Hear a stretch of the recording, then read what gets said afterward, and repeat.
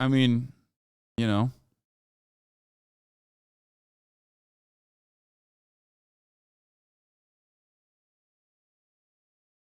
Thank you, Weeby. We'll look at like the Super Bowl ads and stuff like that before we get to the serious stuff. Insane take by journalists covering Palestinian peaceful protesters. Hold on.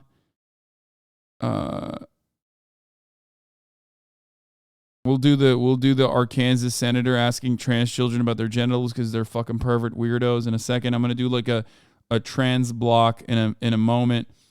I wanted to see the Tillman scholars Dave Prakash.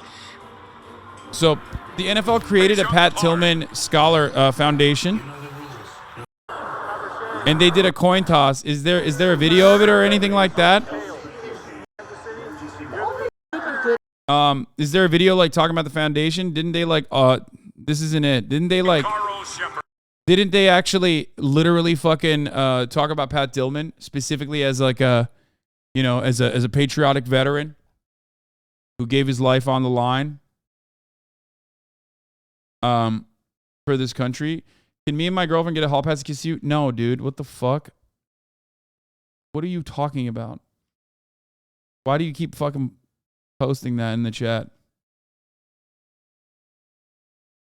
Here. From the Chiefs. Bro, we gotta have a better fucking ad for this Pat Tillman thing than this.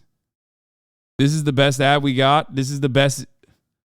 There is no ad. They don't have the fucking Pat Tillman ad anywhere. Really?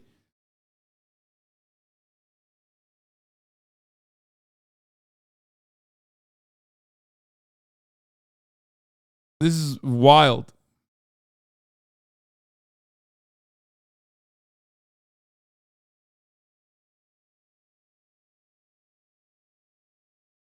It was so fucked up about Pat Tillman. I thought it was the military, but it was a foundation for the NFL. Yeah.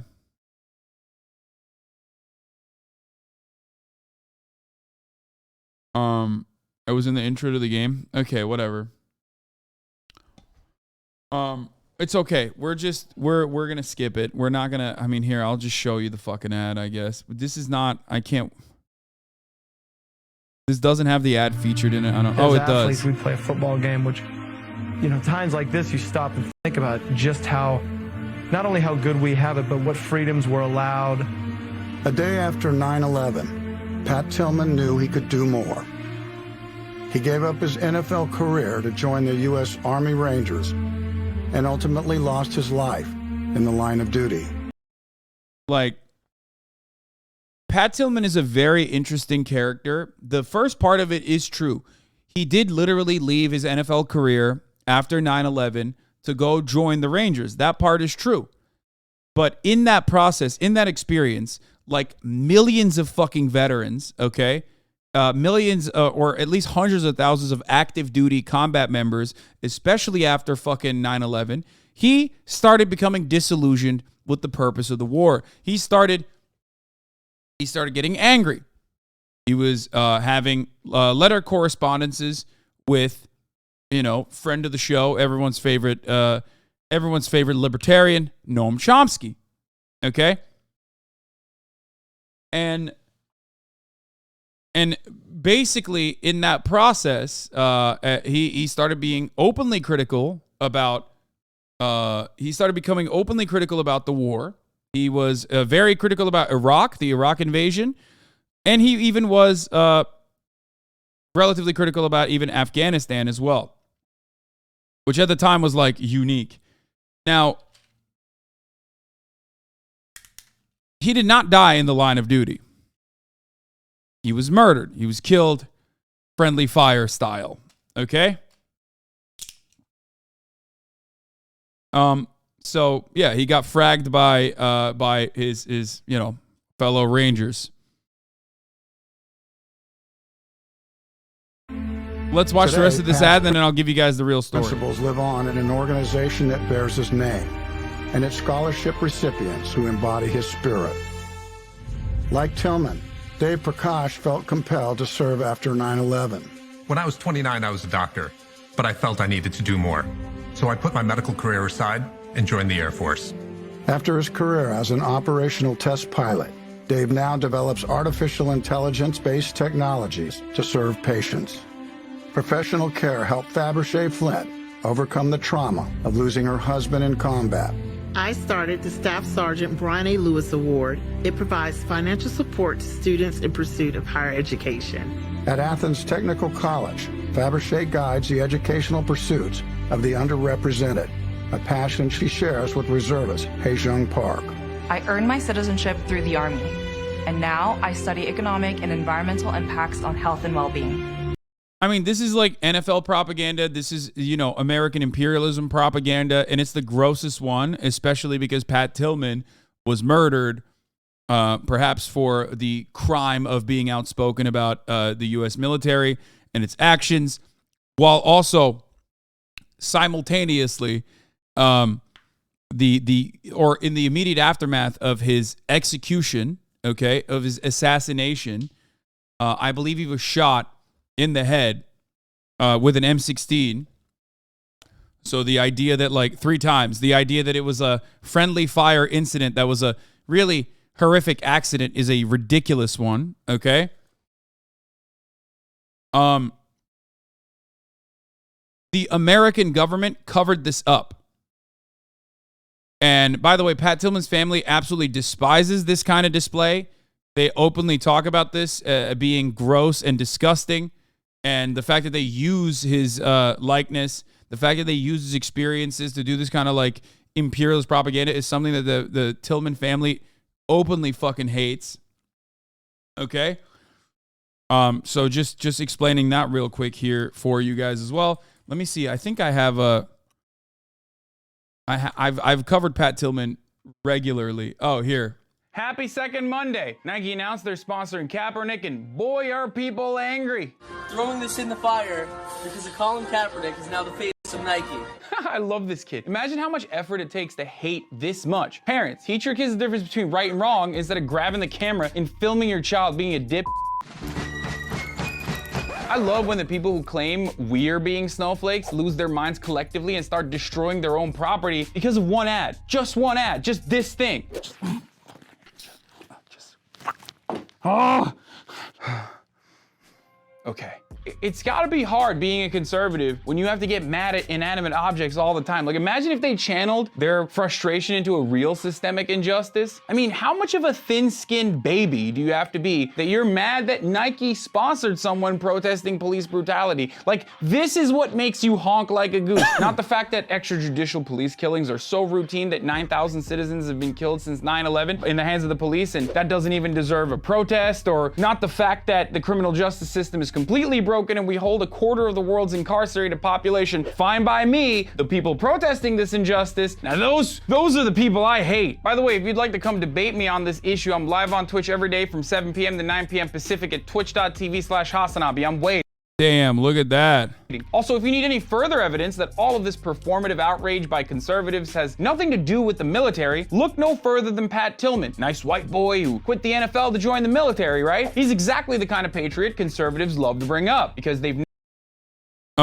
If I get killed, I don't want Bush to parade me through the streets and use as a political tool, Krakauer said. And of course, that's what Bush never bothered to read a whole ass book on Tillman's patriotism, where he quickly realized the Iraq War was patently illegal, was in contact with Noam Chomsky, but was executed by a fellow Ranger. And then the Defense Department tried to cover up that murder. That's probably why Tillman's family still asks you dip to stop using his name. Alas, this is yet another reason why this protest has nothing to do with defending the big bad military's honor and everything to do with people of color having a voice. I'm gonna put this into incredibly simple terms for those on your timeline upset about this issue, okay? If you're mad at Kaepernick and other athletes for kneeling during the anthem and not upset about what they're protesting, then you're a part of the problem. If you still think it's disrespectful to kneel during the anthem, even though it was a Green Beret named Nate Boyer's suggestion to do so, then you're a part of the problem. If you're refusing to see certain realities, like the fact that hundreds of thousands of people of color served in the military and that they are also disproportionately affected by police brutality, or the fact that thousands of homeless veterans still get mistreated by the police, then you are a part of the problem. If you're actively celebrating a dude who lost his job for speaking his truth and then still managed to donate millions to underserved communities, who deals with death threats every day after the president declared him a pariah, then you're no free speech champion. You're just a triggered bootlicking dip.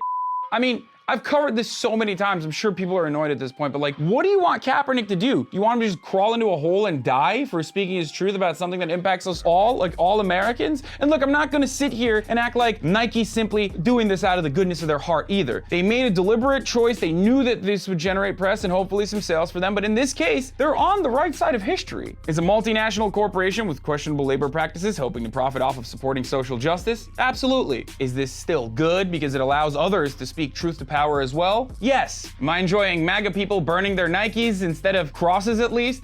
Absolutely, it's delightful. 8 out of 10. I'm HasanPiker. If you're enjoying...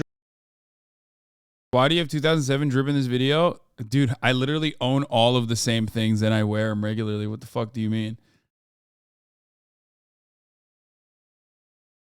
Yeah. Are you really not mentioning that a 240 was a gun that killed him? Absolutely possible. It was friendly fire. The rate of fire is extremely high. I have shot one.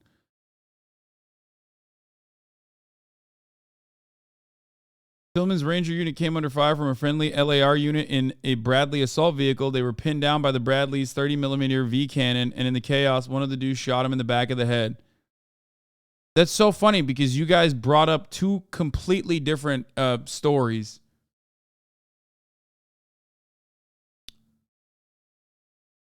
Yeah.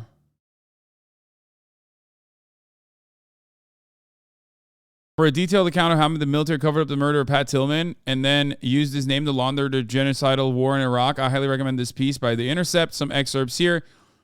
Tillman enlisted expecting to join the fight against al-Qaeda and the effort to bring Osama bin Laden to justice.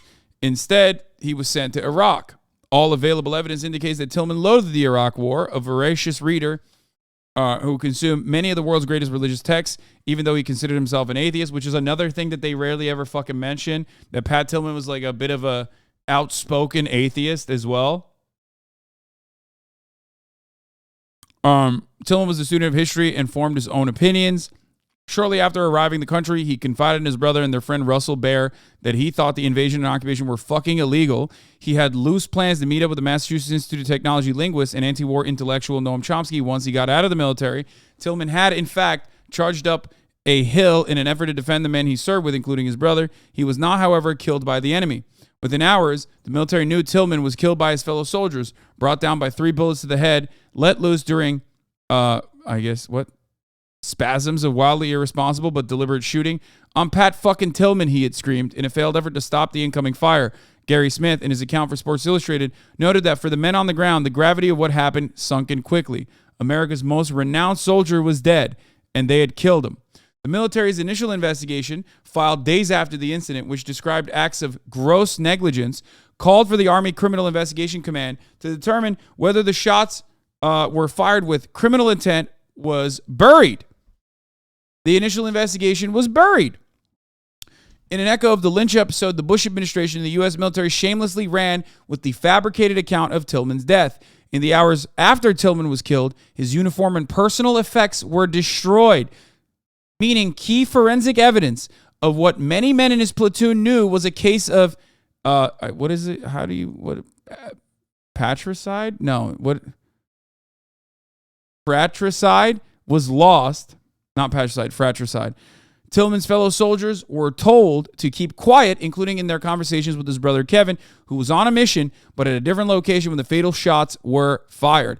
Right away, the military lied to Tillman's parents, initially telling the family that an enemy combatant killed their son as he stepped out of a vehicle. The military kept the truth from them through Tillman's memorial service, allowing the SEAL who cared for Tillman and his brother to unknowingly describe to the entire country a sequence of events with even more embellishment. The crucial part from the piece concerns the bullets in Pat Tillman's forehead fired from close range, which the military lied about and was only revealed much later after Tillman's mom forced the issue and didn't accept the government's lies. This is how depraved they are.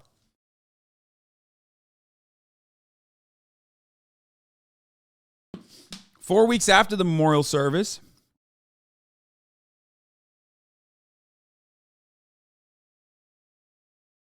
I was in the Seabees from 2011 to 2016, and we used to say, "Don't pull a Tillman." If people started complaining about deployment, I never got it until a friend told me he was literally killed because of him saying we shouldn't be here.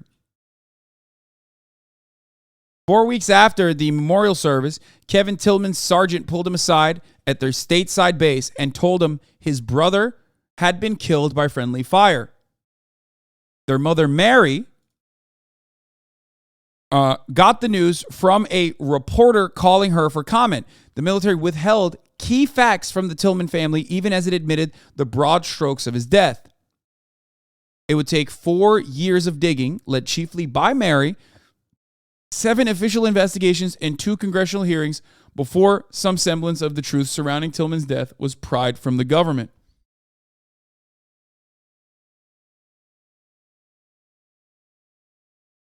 Oh, Jesus Christ. More than 2,000 pages of testimony released to the Associated Press in 2007 revealed that Army attorneys sent each other congratulatory emails for keeping criminal investigators at bay, and that the close proximity of the bullet holes in Tillman's forehead had raised serious questions from medical examiners as to the Army's version of events. An alternative narrative had to be constructed, Kevin Tillman told lawyers in a hearing that year. The same hearing where Jessica Lynch described how the government twisted her experience for its own benefit. After the truth of Pat's death was partially revealed, Tillman's brother said before the House committee, Pat was no longer of use as a sales asset and had become strictly the Army's problem.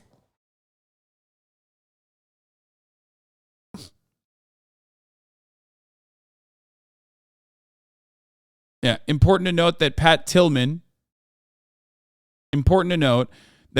got in touch with Chomsky to arrange a meeting before he was deployed to Afghanistan, and his views were likely known by military officials. I'll leave it up to you to decide why he ended up shot in the forehead at close range by friendly fire.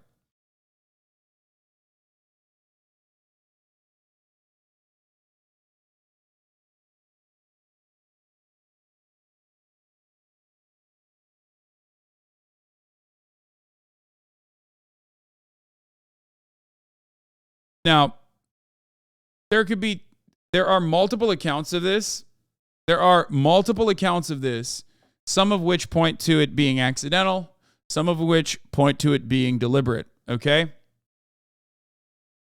Now, one thing I will mention is that even in the most charitable circumstance, the government hiding the truth about his death, lying to Pat Tillman's family, okay? Lying to Pat Tillman's family is absolutely unacceptable, okay?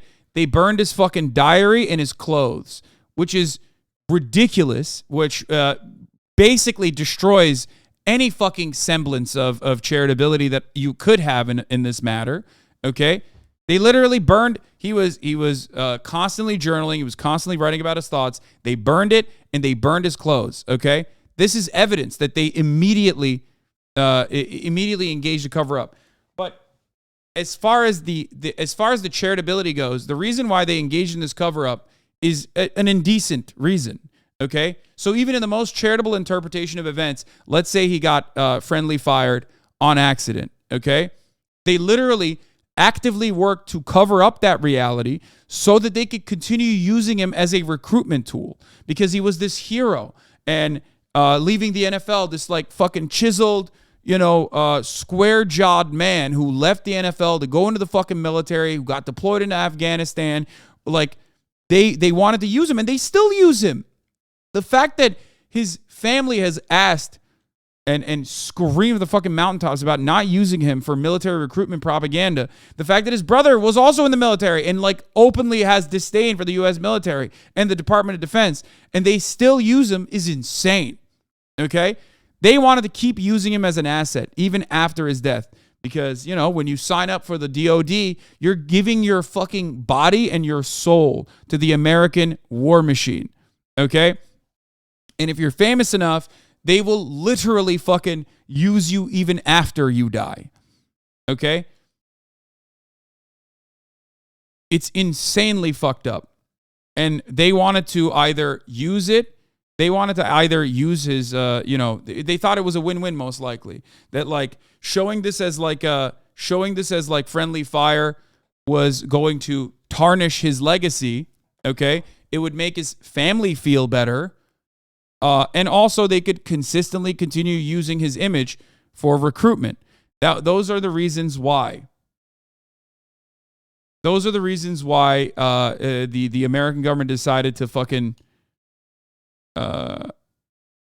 decided to not reveal the truth.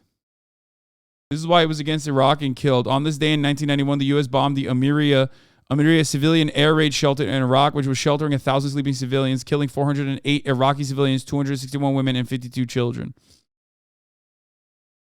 At 4 a.m. on February 13th, 2 U.S. F-117s dropped 2 laser-guided smart bombs on the shelter. The first pierced the fortified concrete wall of the shelter, jamming its thick steel doors and trapping everyone inside. The second bomb followed through the first hole and exploded deep inside the shelter. The youngest victim was 7 days old. Most of the victims were killed by the heat of the explosion.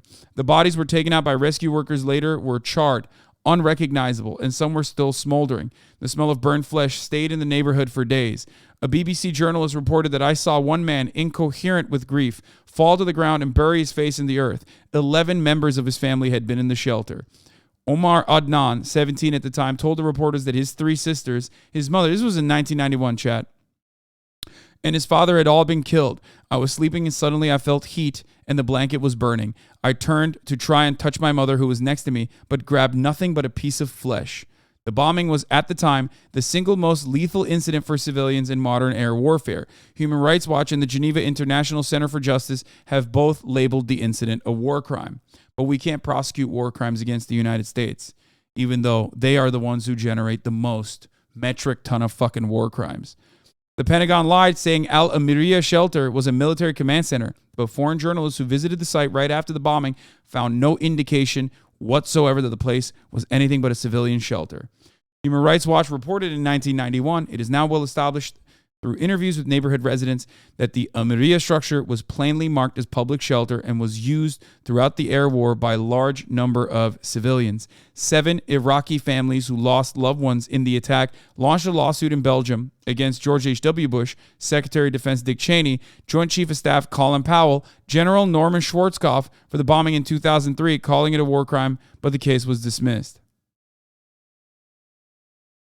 Notice how the players didn't change, with the exception of George H.W. Bush.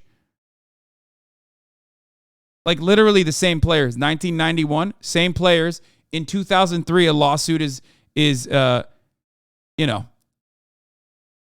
try to do a lawsuit a decade and change later, pretty much against the same fucking players involved. Now their country is still a wreck, you know?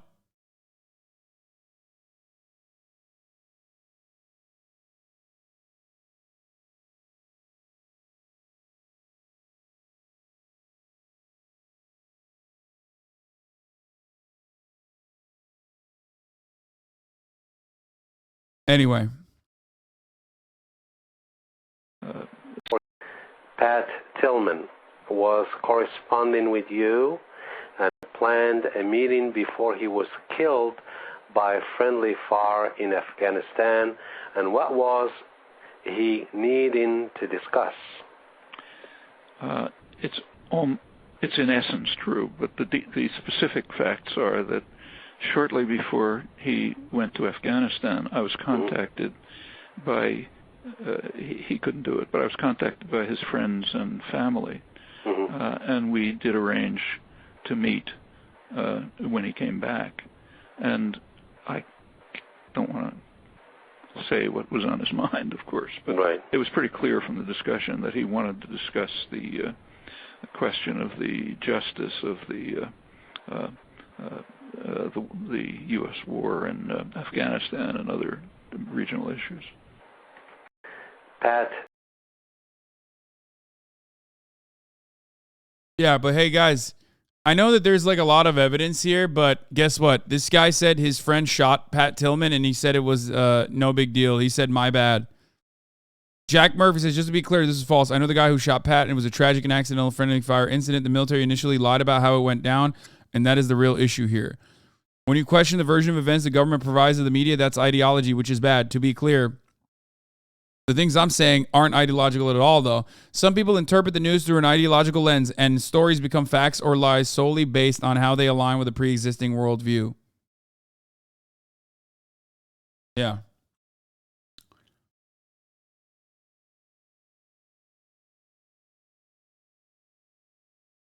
You know what it is, you know?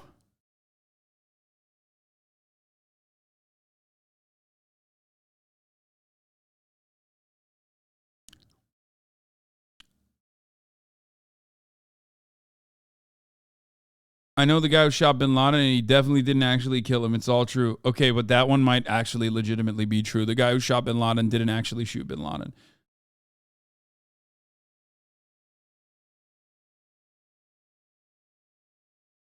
Ohio here. When you get to Ohio later, please make note specifically of the release of chlorine, hydrochloric acid, carcinogens, etc. into the air, water, and the official report that no contaminants had been detected, and there's currently zero health risk, even though it seems like every animal in the 10-mile zone has dropped dead. Yeah, no, it's just, dude, you don't understand.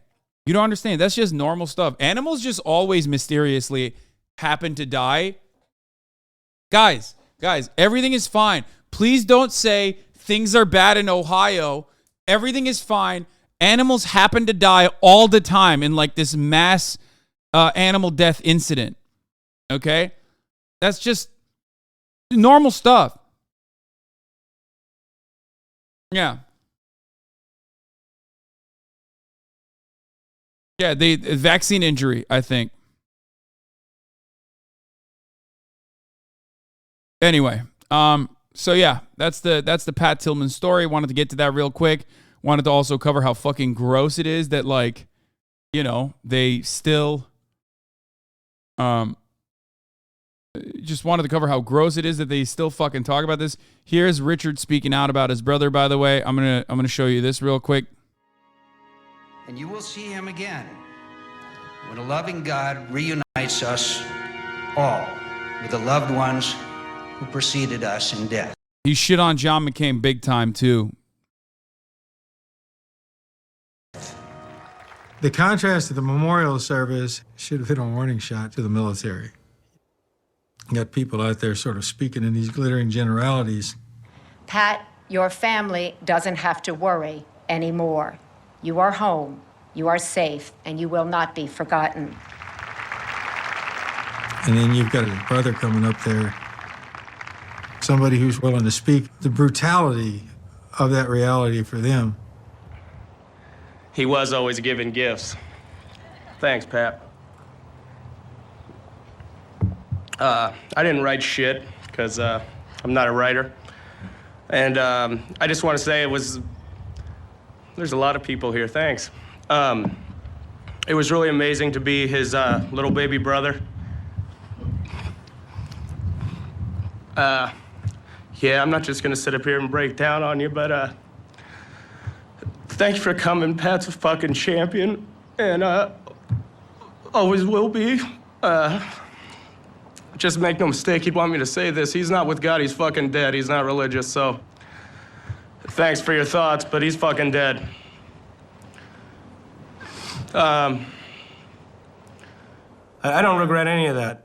As far as what I was thinking, I was just simply miserable. I was sad for my whole family. I was sad for my mom, my dad, Marie, Kevin. This isn't a production. It's my brother's service. I didn't plan on saying that. It just,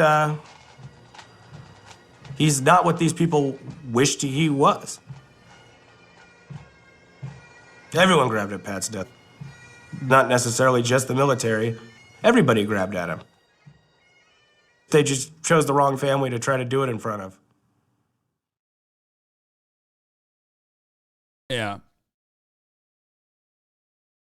It is really, really, I mean, I don't know. It's just really fucked up, dude. Every part of this is fucked up. You're recognized.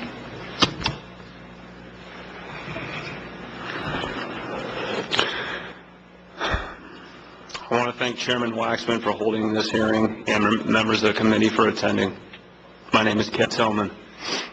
2 days ago marked the third anniversary of the death of my older brother, Pat Tillman, Spear, Afghanistan. To our family and friends, it was a devastating loss.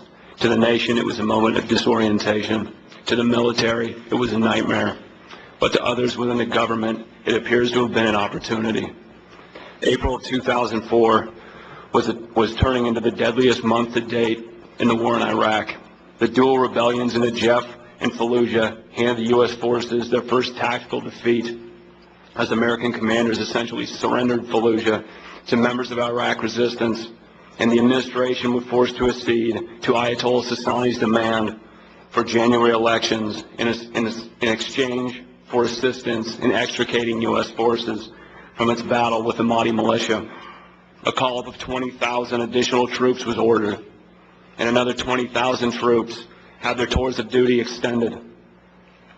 In the midst of this, the White House learned that Christian Parente, Seymour Hersh, and other journalists were about to reveal a shocking scandal involving massive and systemic detainee abuse in a facility known as Abu Ghraib. Yep.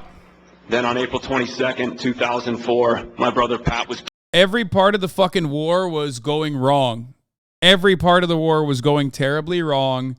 And then they lost like this heroic figure that they were actively using for recruitment in the worst way possible. Killed in a firefight in eastern Afghanistan. Immediately after Pat's death, our family was told that he was shot in the head by the enemy in a fierce firefight outside a narrow canyon. In the days leading up to Pat's memorial service, media accounts based on information provided by the Army and the White House were wreathed in a patriotic glow and became more dramatic in tone. A terrible tragedy that might have further undermined support for the war in Iraq was transformed into an inspirational message that served instead to support the nation's foreign policy wars in Iraq and Afghanistan. To further excite Pat's death, he was awarded the Silver Star for valor. The abridged version went like this. Only after his team engaged this well-armed enemy did it appear that the enemy's volume of fire into the kill zone diminished.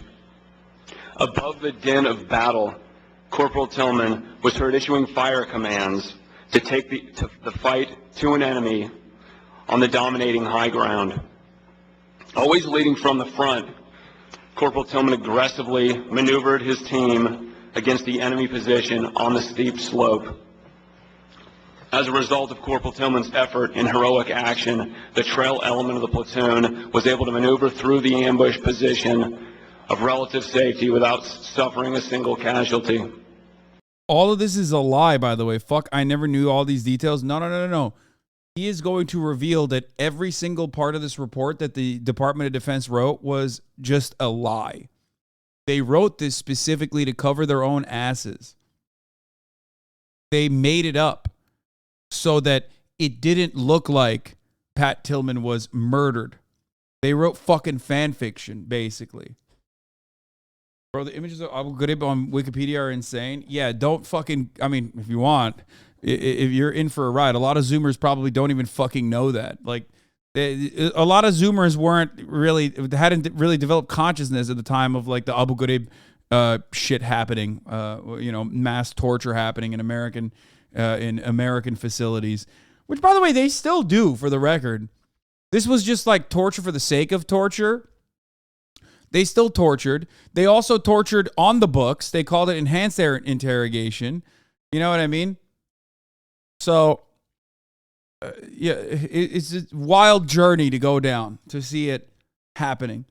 I didn't know about it until you mentioned it like last year. Jesus Christ, dude. This is why I tell you the top of the hour ad break is at the top of every hour, because people just like fucking don't even realize it. And if you no longer want to see those ads, all you need to do is subscribe, which you can do for $5 or for free with a Twitch Prime by connecting your Amazon Prime account to your Twitch account. Yeah. Because Zoomers, they forget. They have goldfish memories. Now,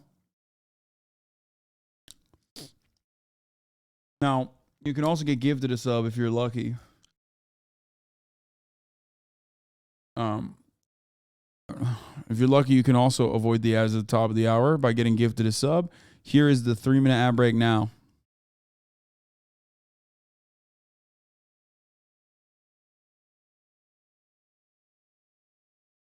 In the eternal words of President Barack Obama, he said, we torture some folks. We torture some folks. He also said, we must not look backwards. We must look forwards. The fight that ensued at Corporal Tillman's position increased in intensity. Corporal Tillman focused all his efforts on keeping the men of his team safe while continuing to press the attack himself without regard for his own personal safety. In the face of mortal danger, Corporal Tillman illustrated that he would not fail his comrades. His actions are in keeping with the highest standards of the United States Army. This was a narrative that inspired countless Americans as intended. There was one small problem with the narrative, however. It was utter fiction. The content of the multiple investigations reveal a series of contradictions that strongly suggest deliberate and careful misrepresentations. We appeal to this committee because we believe this narrative was intended to deceive the family, but more importantly, to deceive the American public. Pat's death was clearly the result of fratricide. It was due to a series of careless actions by several individuals in our own platoon after a small harassing ambush. During this uncontrolled shooting, the driver of the vehicle himself recognized friendlies immediately, but kept driving for approximately 400 meters while the soldiers in the back of his truck continued to shoot at the hillside where the U.S. soldiers were and civilians. The vehicle saw arms and hands waving, smoke was flying, pin gun flares. An Afghan soldier was immediately recognized. They never felt threatened, and they still shot up the village unprovoked. And the vehicle behind them clearly saw the U.S. soldiers on the hillside and were calling ceasefire. The end results were the death of Pat and the Afghan soldier, as well as 2 more soldiers wounded in the village. The signs were available, but the decision to shoot was made. This was not some fog of war. They simply lost control. According to the sworn statement on April 26th by the fellow soldier who was right. Apparently, this is not real either, right? This isn't even correct.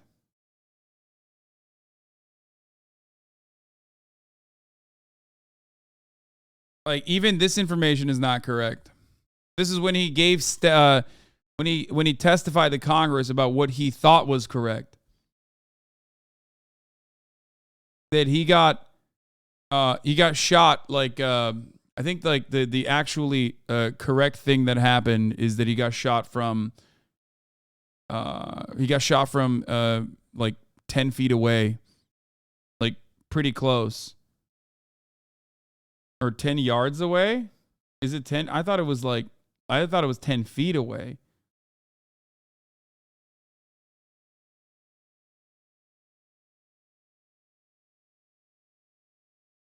With a M16.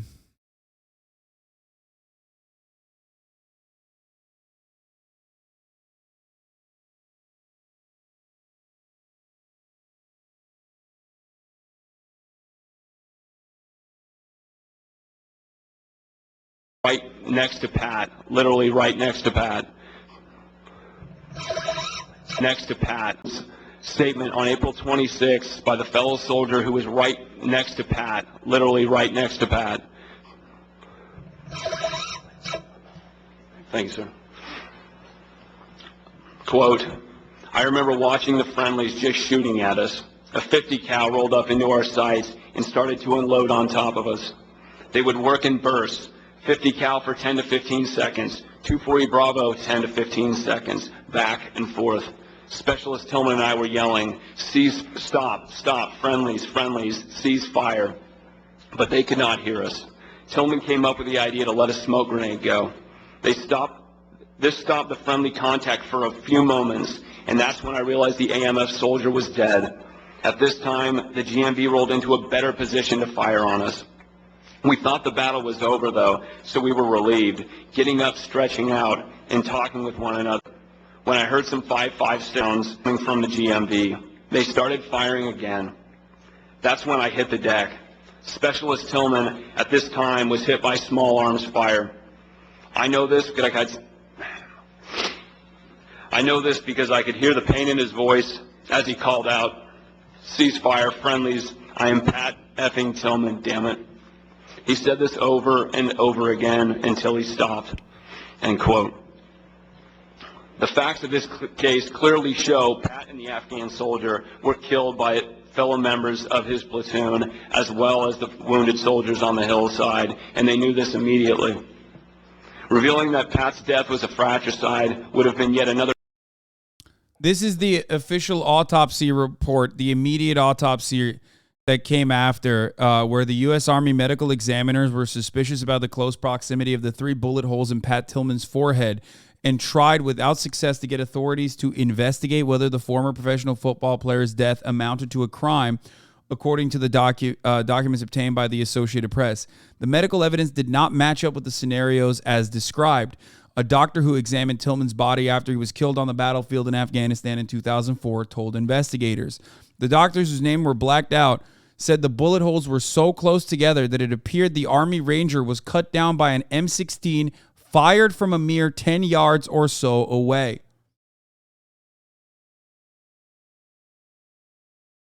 Three in the fucking forehead. Tight grouping. You know?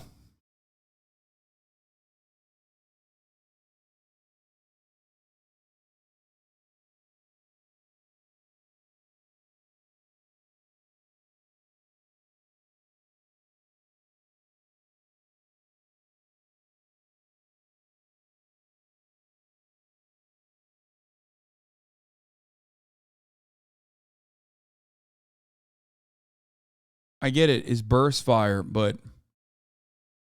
you know, it's a little bit, it's just, you know, very deliberate.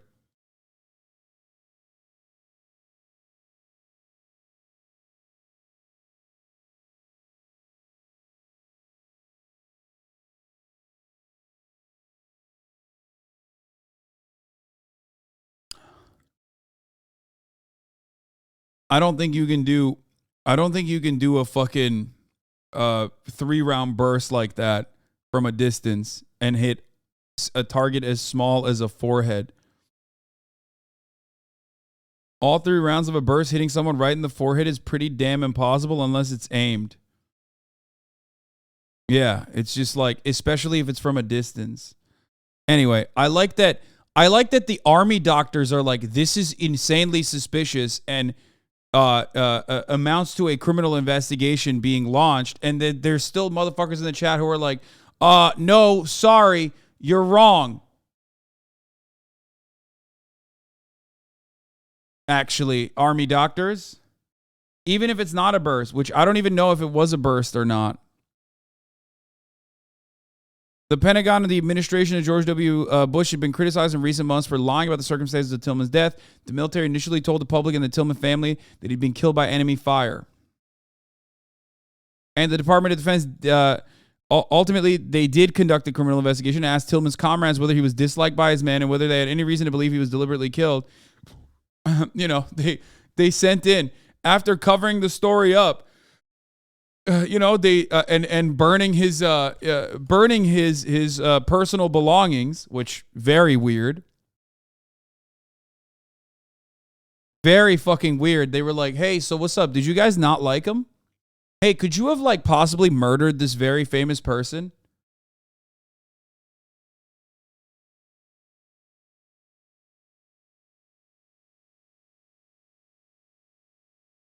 In his last words, moments before he was killed, Tillman snapped at a panicky comrade under the fire to shut up and stop sniveling.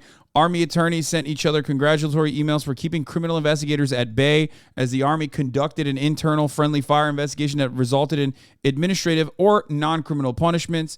The 3-star general who kept the truth about Tillman's death from his family and the public told investigators some 70 times that he had a bad memory and could not recall the details of his actions. No evidence at all of enemy fire was found at the scene. No one was hit by enemy fire, nor was any government or equipment struck.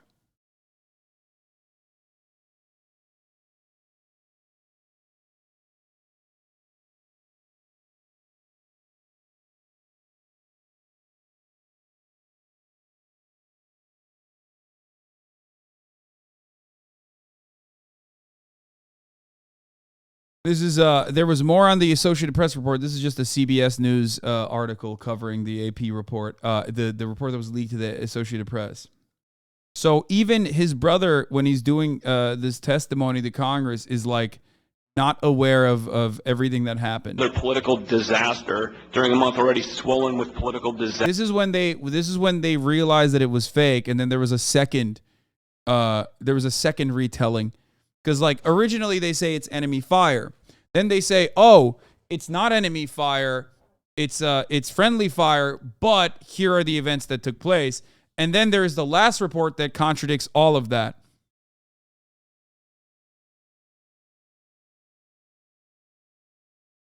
This is in between those two. Disasters and the brutal truth that the American public would undoubtedly find unacceptable. So the facts needed to be suppressed. An alternative narrative had to be constructed. Crucial evidence was destroyed, including Pat's uniform, equipment, and notebook. The autopsy was not done in accordance to regulation, and the field hospital report was falsified. An initial investigation completed with 8 to 10 days before testimony could be changed or manipulated, and which hit disturbingly close to the mark, disappeared into thin air, and was conveniently replaced by another investigation with more palatable findings. This freshly manufactured narrative was then distributed to the American public, and we believe the strategy had the intended effect. It shifted the focus from the grotesque torture at Abu Ghraib and a downward spiral of an illegal act of aggression to a great American who died a hero's death. Over a month after Pat's death, when it became clear that it would no longer be possible to pull off this deception, a few of the facts were sold out to the public and to our General Kinzinger was ordered to tell the American public. I mean, it's just fucking insane that like they still, in spite of all of this, like the NFL and the military from time to time use his likeness and imagery because so much time has passed. You know what I mean? So much time has passed that like we can whitewash it. But what do you expect from these pieces of shit? They do it to MLK. They do it to everyone. Okay? Public May 29th, 5 weeks later, that Pat died of fratricide, but with a calculated and nefarious twist. He stated, quote, there was no one specific finding of fault, end quote, and that he, quote, probably died of fratricide, end quote, but there was specific fault, and there was nothing probable about the facts that led to Pat's death. The most despicable part of what General Kinzinger told the American public was when he said, quote, the results of this investigation in no way diminish the bravery and sacrifice displayed by Corporal Tillman, end quote. This is an egregious attempt to manipulate the public into thinking that anyone who would question this 180-degree flip in the narrative would be casting doubt on Pat's bravery and sacrifice. Such questioning says nothing about Pat's bravery and sacrifice, any more than the narrative for Jessica diminishes her bravery and sacrifice. It does, however, say a lot about the powers who perpetrated this.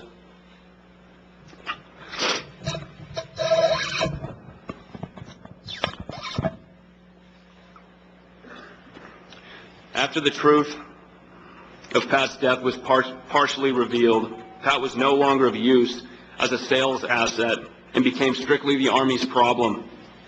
They were now left with the task of briefing our family and answering our questions. With any luck, our family would sink quietly into our grief, and the whole unsavory episode would be swept under the rug. However, they miscalculated our family's reaction. Through the amazing strength and perseverance of my mother, the most amazing woman on earth, our family managed to have multiple investigations conducted. However, while each investigation gathered more information, the mountain of evidence was never used to arrive at an honest or even sensible conclusion. The most recent investigation by the Department of Defense Inspector General and the Criminal Investigative Division of the Army concluded that the killing of Pat was, quote, an accident. The handling of the situation after the firefight were described as a compilation of, quote, missteps, inaccuracies, and errors in judgment, which created the perception of concealment. The soldier who shot Pat... How fucking nasty that they literally... How nasty that they tie this back to like, oh, you're diminishing his accomplishments if you actually ask for the truth about how he was murdered. How fucking disgusting, dude. Admitted in his sworn statement that just before he delivered the fatal burst from about 35 meters away, that he saw his target waving hands, but he decided to pull the trigger anyway. Such an act is not an accident. It's a clear violation of the rules of engagement. Writing up a field hospital report stating that Pat was, quote, transferred to intensive care unit for continued CPR after most of his head had been taken off by multiple 5.56 rounds is not misleading. Stating that a giant rectangle bruise covering his chest that sits exactly where the armor plate that protects you from bullets is being, quote, consistent with paddle marks is not misleading. These are deliberate and calculated lies. Writing a Silver Star Award before a single eyewitness account is taken is not a misstep. Falsifying soldier witness statements for a Silver Star is not a misstep. These are intentional falsehoods that meet the legal definition for fraud. Delivering false information at a nationally televised memorial service is not an error in judgment. Discarding an investigation that does not fit a preordained conclusion is not an error in judgment. These are deliberate acts of deceit. This is not the perception of this is concealment. Pat is, of course, not the only soldier where battlefield realities reach the family and the public in the form of a false narrative. First Lieutenant Ken Ballard died in Najaf, Iraq, just one day after Pat's fratricide went public. His mom, Karen Meredith, was told that Ken was killed by a sniper on a rooftop. 15 months later, she found out that he was killed by an unmanned gun from his own vehicle. First Lieutenant Private Jesse Booty was killed May 5th, 2004 in Iraq. His family was told he was killed in a vehicle accident. A year later, they received the autopsy report, and they found that he was shot in the back. The Army was forced to concede that he was accidentally shot by a Polish soldier. Just recently, out of nowhere, a lieutenant showed up at their family's house and told them that an officer in his own unit had shot him. They are still looking for answers. Sergeant Patrick McCafferty was killed June 22nd, 2004, from what the family was told as, quote, an ambush by insurgents. 2 years later, they found out that those, quote, insurgents happened to be the same Iraqi troops that he was training. Before his death, he told his chain of command that these same troops that he was training were trying to kill him and his team. He was told to keep his mouth shut. About a year ago, I received a phone call. I was at my mom's house, and it was an emergency breakthrough from the operator. It happened to be a woman named Dawn Hellerman from North Carolina. So it was 2 o'clock in the morning her time. Her husband, Staff Sergeant Brian Hellerman, was killed in Iraq. She was tired of receiving new official reasons why her husband had died. She was desperate for help, so she called. The system killed her. Those soldiers deserve better, and their families deserve better. Our family has relentlessly pursued the truth on this matter for 3 years. We have now concluded that our efforts are being actively thwarted by powers that are more interested in protecting a narrative than getting at the truth or seeing that justice is served.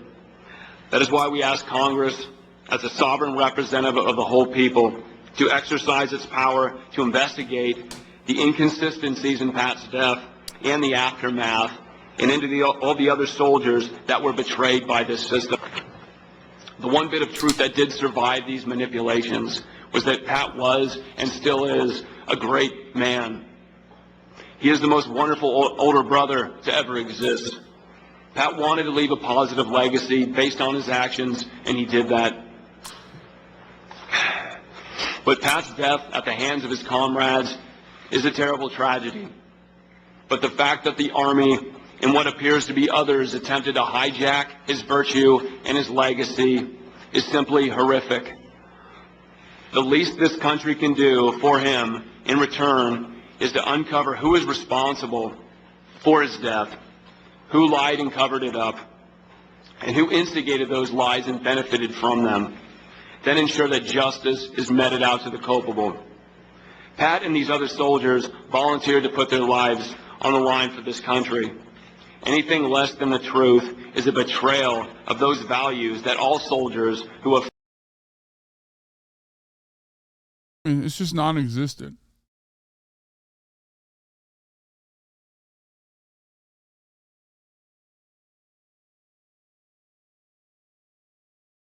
Universal values.